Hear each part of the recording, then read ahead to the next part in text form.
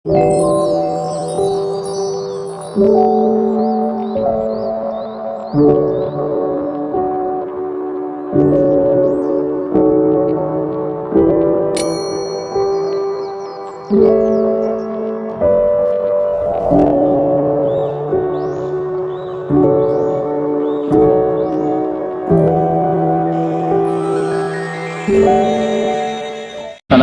warahmatullahi wabarakatuh. Yang terhormat Bapak Ibu dosen penguji UKIM PTG dalam jabatan D3 tahun 2022 Universitas Islam Negeri Antasari Banjarmasin.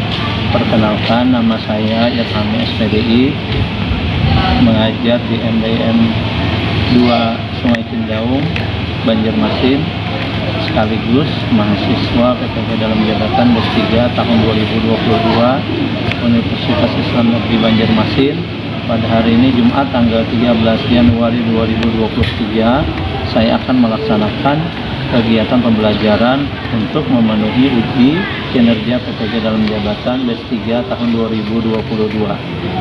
Mohon arahan dan masukannya untuk perbaikan saya ke depan nantinya. Sekian, wassalamualaikum warahmatullahi wabarakatuh.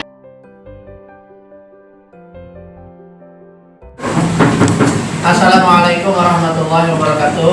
Waalaikumsalam warahmatullahi wabarakatuh. Apa kabar anakku semuanya? Alhamdulillah, luar biasa. Allahu Akbar. Alhamdulillah, kelihatannya semuanya pada ceria. Mudah-mudahan kegiatan kita pada hari ini dapat berjalan dengan lancar. Amin ya rabbal alamin. Sebelum kita memulai pelajaran kita, mari sama-sama kita berdoa terlebih dahulu dengan khusyuk, berharap mudah-mudahan kegiatan pembelajaran kita pada hari ini dapat berjalan dengan lancar dan ilmu yang kita pelajari pada hari ini dapat bermanfaat bagi kita semua. Amin ya rabbal alamin. Berdoa kita awali dengan baca ta'awudz. A'udzu billahi minasyaitonir rajim. Bismillahirrahmanirrahim. Alhamdulillahi rabbil alamin. Ar-Rahmanir-Rahim. Maliki yaumiddin. Iyyaka na'budu wa iyyaka nasta'in. Ihdinas siratal mustaqim. Siratal ladzina an'amta 'alaihim ghairil maghdubi 'alaihim waladdallin. Amin. Raditu billahi rabba wa bil islami dina wa bi Muhammadin nabiyya wa rasula. Rabbi zidni ilman nafi'a warzuqni fahma.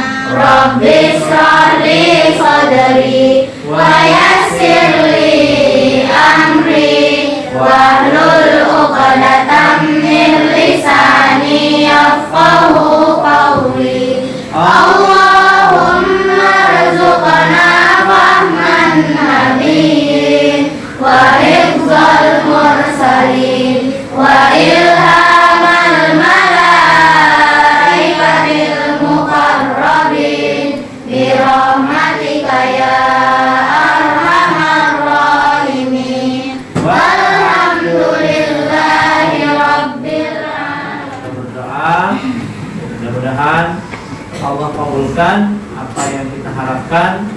Tentunya dalam kita belajar menuntut ilmu agama, kita diberikan kemudahan dalam memahami dan mengamalkan. Amin ya rabbal alamin. Hari ini kita akan melanjutkan materi kita sebelumnya, yaitu tentang kurban. Pada hari ini kita akan melanjutkan pertemuan yang kedua, yang mana pada pertemuan kedua ini kita akan membahas ketentuan kurban. Yang pertama adalah bagaimana tata cara melaksanakan kurban, dan yang kedua bagaimana sistem atau cara pembagian daging kurban. Kemudian yang ketiga hikmah dan keutamaan kurban. Nah, sebelum kita memasuki pada materi kita pada hari ini Bapak akan coba mengulang kembali materi sebelumnya.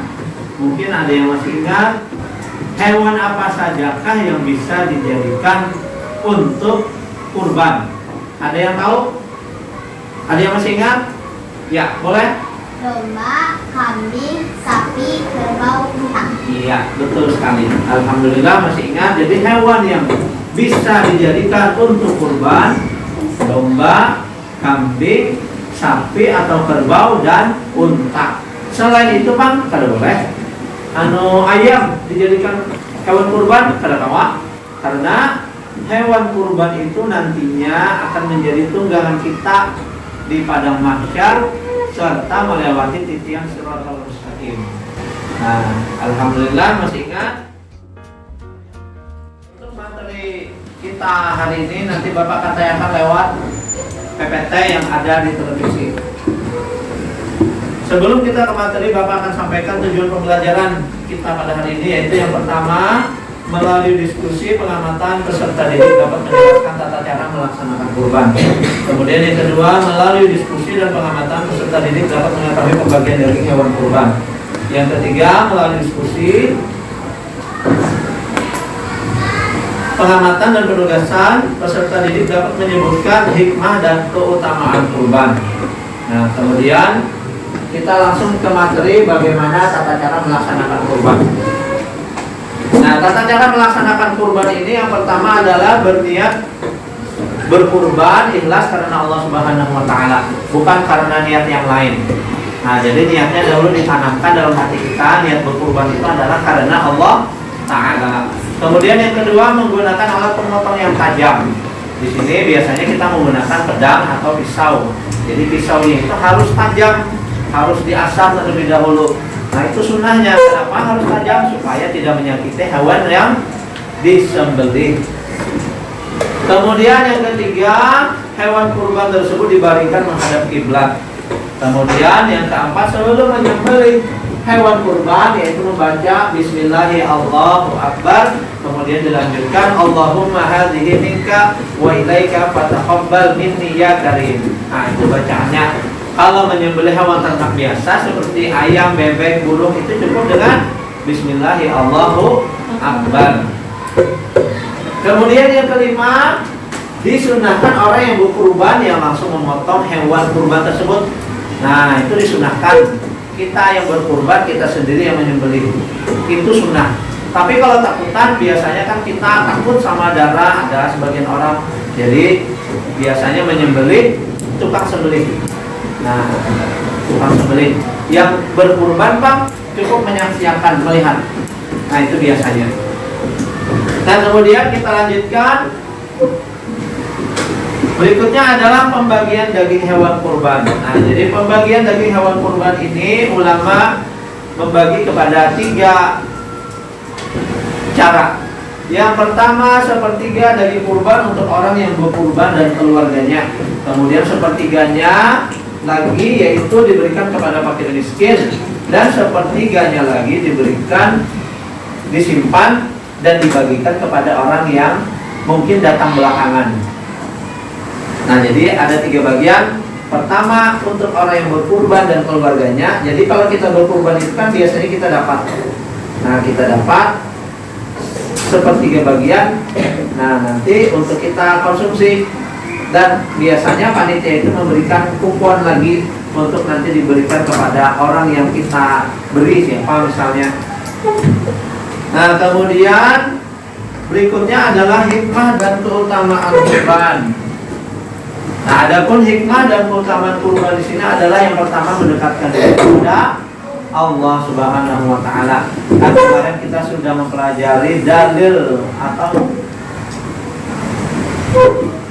dalil yang menjelaskan tentang ibadah kurban, yaitu dalilnya Quran surah Al-Kautsar.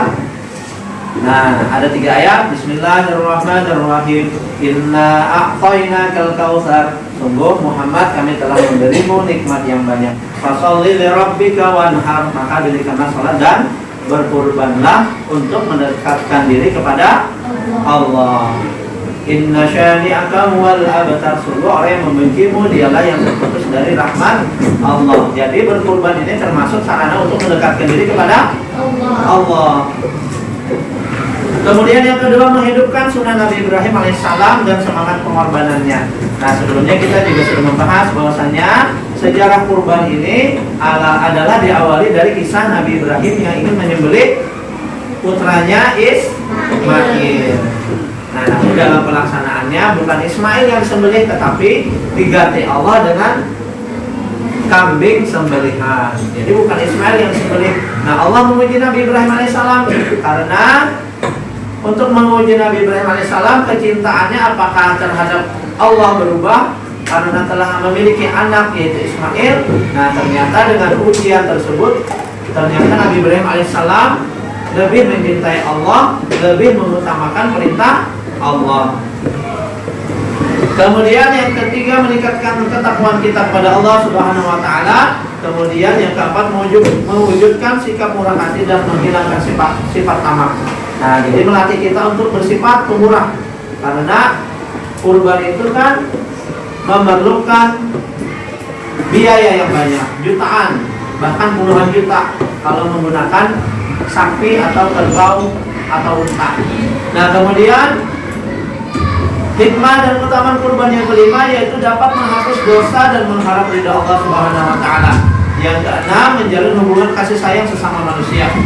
Kemudian yang ketujuh, hewan yang dikurbankan kelak akan menjadi tunggangan kita saat melewati titian Shiratal Mustaqim. Jadi tidak ruginya orang yang berkurban itu karena banyak memiliki keutamaan, diampuni dosa, dekat dengan Allah, kemudian menjalin silaturahmi dan kasih sayang kepada sesama, melatih sifat pemurah, kemudian menjadi tunggangan kita saat meniti titian Shiratal Mustaqim. Nah, jadi apabila kita memiliki kemampuan untuk berkurban, maka jangan ditunda-tunda. Berkurban itu Pak sekali aja kan seumur hidup kada. Kalau hanya setiap tahun boleh. Nah, tapi selesaikan dulu siapa di antara keluarga kita yang belum berkurban, kita kurbankan. Kita ikutkan untuk berkurban. Nah, kalau sudah selesai semuanya, mau kita setiap tahun, nah itu malah lebih bagus. Nah, dari materi yang Bapak sampaikan, ada yang ditanyakan? Kalau tidak ada yang ditanyakan, maka kita lanjutkan dengan diskusi. Nah, nanti kita bagi kelompok atau kelompok yang ada ini, nanti tugasnya adalah mendiskusikan materi yang Bapak sampaikan.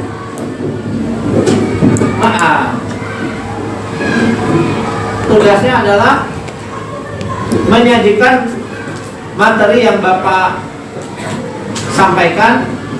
Nanti akan diwakili satu orang per kelompok yang akan mempresentasikan di muka. Kemudian boleh kelompok lain mengomentari, boleh bertanya, boleh sharing. Nah, untuk kelompok satu Bapak acak aja. Nah, dari sini kelompok satu, kelompok duanya di sini, kemudian kelompok tiganya di sini,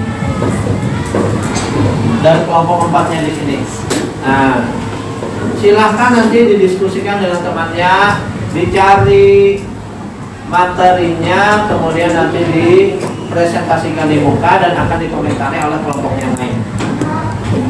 Silakan.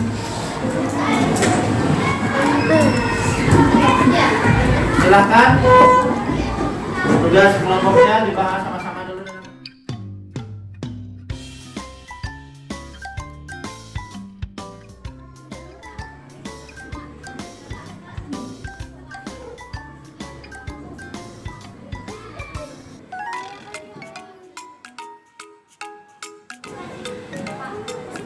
Ya, sudah selesai.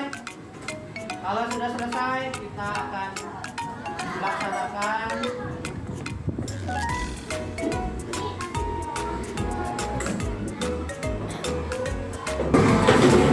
ya, sudah selesai semuanya. Kalau sudah selesai, kita akan langsung Bapak akan mintakan kelompoknya untuk mempresentasikan hasil diskusinya dengan kelompoknya. Silakan dari kelompok siapa yang duluan? Ya boleh kelompok 1, silakan. Yang lain tolong perhatikan. Hewan yang boleh dijadikan kurban adalah kambing, domba, sapi, kerbau, dan unta. Nah, dari kelompok 1 sudah menyajikan materi tentang hewan apa saja yang boleh dijadikan kurban. Yang pertama domba, yang kedua kambing, ketiga sapi, keempat kerbau, yang kelima unta. Silahkan kelompoknya yang ingin bertanya. Ya, silahkan. Apakah ada batas usia untuk hewan yang akan dijadikan kurban? Ya, apakah ada batasan? Ada. Tunggu dulu, ada yang lain? Tidak ada? Ya, apakah ada batasan usia untuk hewan yang bisa dijadikan kurban? Selain hewan kurban harus sehat fisiknya, juga harus cukup umurnya, yaitu domba berumur 1 tahun, kambing berumur 2 tahun, sapi atau kerbau berumur 2 tahun, unta berumur 5 tahun. Iya. Nah, tadi kalau domba 1 tahun, kalau kambing berapa tadi? 2 tahun. Usianya 2 tahun. Kalau sapi atau kerbau 2 tahun. Unta berumur, unta 5 tahun. Nah, jadi ada batasan usia untuk hewan yang bisa dijadikan kurban selain sehat fisiknya. Nah, jadi hewan itu pada boleh cacat, hewannya harus fisiknya harus sehat. Selain sehat juga umurnya juga ditentukan. Ada lagi yang bertanya? Kalau tidak ada, kita beri aplaus untuk temannya dari kelompok 1. Kemudian kelompok berikutnya, silakan. Yang lain perhatikan, kalau ada hal yang ingin ditanyakan, silakan ditanyakan.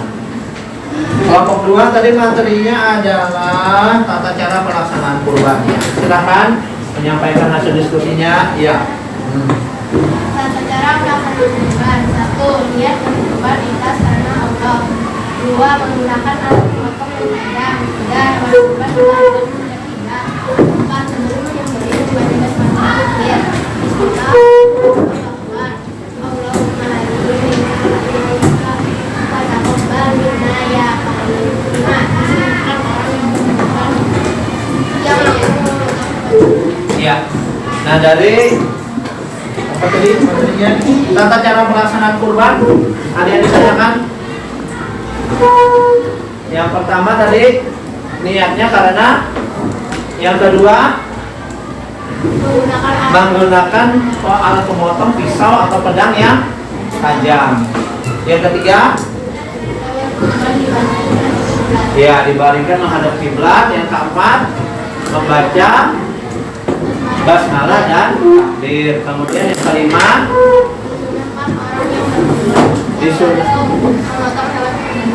disunahkan bagi orang yang berkurban yang langsung memotong hewan kurbannya. Paham? Ada yang ditanyakan? Oh, berarti sudah paham. Kalau sudah paham, kasih untuk kelompok 2, kita beri aplaus untuk kelompok 2. Silakan kembali ke tempatnya. Berikutnya kelompok 3, silakan untuk mempresentasikan hasil diskusinya. Yang lain perhatikan karena ini penting. Karena ini bagian yang penting dalam ajaran agama kita terkait dengan hewan kurban. Silakan, tadi temanya apa? Pembagian daging hewan kurbannya. Bagian daging hewan kurban: 1. Bertiga daging kurban untuk orang yang berkurban dan keluarganya.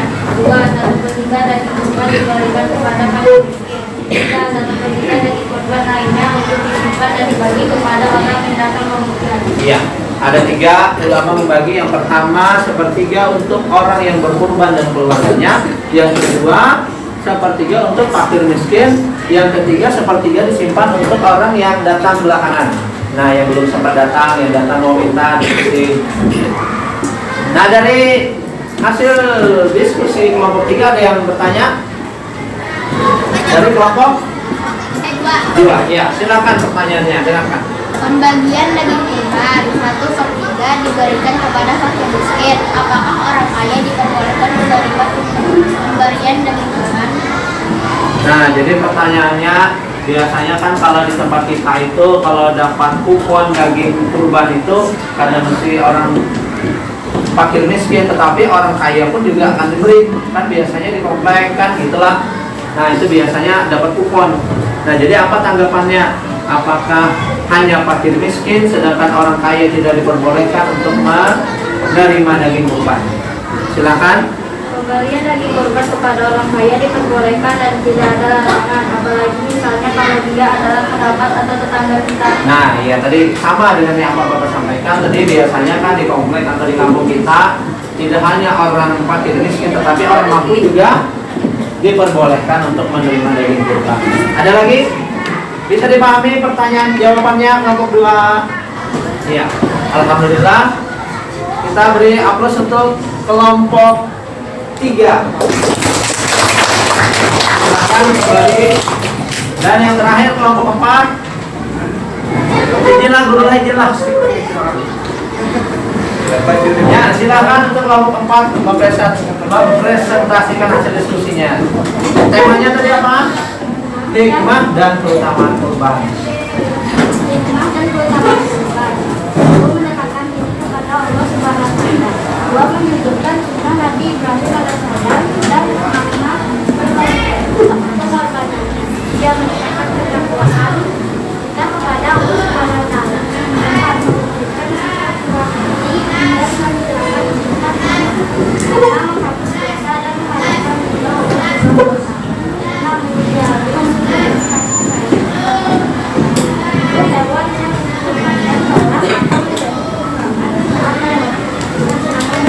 Iya, jadi hikmah dan keutamaan kurban tadi yang pertama mendekatkan diri kepada Allah, menghidupkan sunnah Nabi Ibrahim, meningkatkan ketakwaan kepada Allah, mewujudkan sikap pemurah, kemudian menghapus dosa, menjalin hubungan kasih sayang sesama manusia, dan yang terakhir kelak akan menjadi tunggangan kita di negeri akhirat, tentunya dalam meniti titian siratal mustaqim.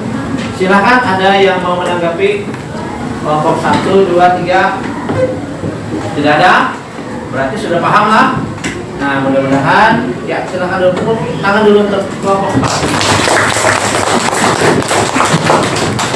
4. Alhamdulillah diskusi kita dapat berjalan dengan baik dan semuanya bisa aktif baik saat mendiskusikan dengan kelompoknya maupun saat mengomentari presentasi dari kelompok yang lain. Nah, jadi kita simpulkan dahulu untuk hari ini. Yang pertama tadi tata cara melaksanakan kurban, yaitu niatnya harus ikhlas karena Allah. Kemudian menggunakan alat pemotong yang kemudian hewan dibaringkan menghadap. Yang keempat sebelum menyembelih harus menyebut asma Allah. Kemudian yang kelima disunahkan bagi orang yang berkurban langsung menyembelih hewan kurbannya. Kemudian yang kedua pembagian daging hewan kurban. Tadi ulama membagi ada 3, sepertiga untuk orang yang berkurban dan keluarganya, sepertiga untuk fakir miskin, sepertiganya untuk dibagikan ke orang lain. Kemudian yang terakhir hikmah dan keutamaan kurban itu tentunya mendekatkan diri kepada Allah Subhanahu wa Ta'ala sebagaimana dalil surah Al-Kautsar ayat ke-2. Kemudian menghidupkan sunnah Nabi Ibrahim alaihissalam, kemudian meningkatkan ketakwaan, mewujudkan sikap pemurah, kemudian dapat menghapus dosa tentunya, dan kemudian bisa menjadi tunggangan kita saat melewati titian siratal mustaqim. Alhamdulillah materi kita pada hari ini sudah selesai untuk materi kurban. Tinggal pertemuan yang ketiga nanti adalah simulasi bagaimana tata cara menyembelih hewan kurban. Nah, nanti kita praktekkan pada pertemuan berikutnya.